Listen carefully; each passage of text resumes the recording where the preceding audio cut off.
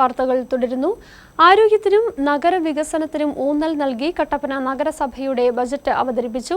61 കോടി രൂപ ചിലവ് പ്രതീക്ഷിക്കുന്ന ബജറ്റ് നഗരസഭാ വൈസ് ചെയർമാൻ KJ ബെന്നിയാണ് അവതരിപ്പിച്ചത്.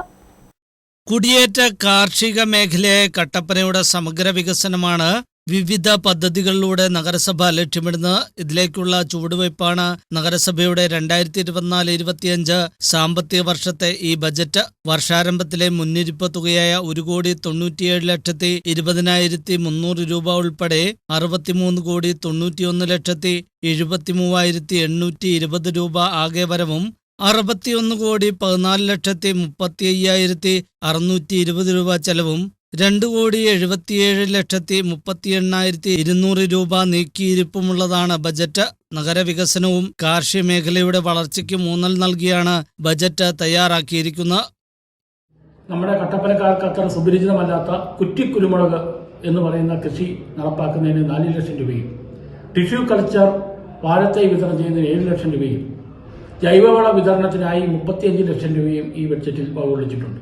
കൂടാതെ വനിതകൾക്കായി അടുക്കളത്തോട്ടം എന്നൊരു പുതിയ രൂപത്തിലുള്ള ഒരു പദ്ധതി നടപ്പാക്കാൻ ഉദ്ദേശിക്കുന്നുണ്ട്. അതിനു വേണ്ടി 20 ലക്ഷം രൂപ ബഡ്ജറ്റിൽ വകകൊള്ളിച്ചിട്ടുണ്ട്. കൂടാതെ വയോജനങ്ങൾക്ക് നമ്മൾ 20 ലക്ഷം രൂപ കട്ടിൽ വാങ്ങുന്നതിന് വേണ്ടി ഈ ബഡ്ജറ്റിൽ വകകൊള്ളിച്ചിട്ടുണ്ട്.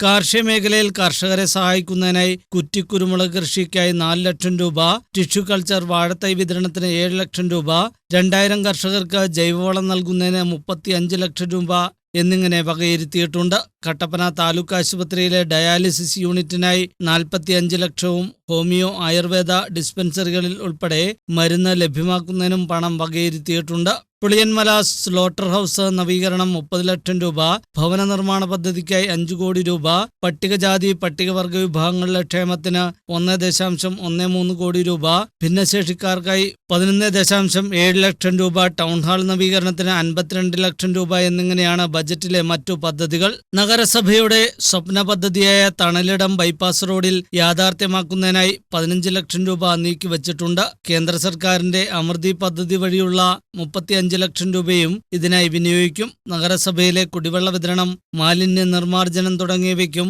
തുക മാറ്റിവെച്ചിട്ടുണ്ട്. ചൊവ്വാഴ്ച രാവിലെ 11 മണിക്കാണ് ബജറ്റിന്മേലുള്ള ചർച്ച നിശ്ചയിച്ചിരിക്കുന്നത്. News bureau, Kattappana.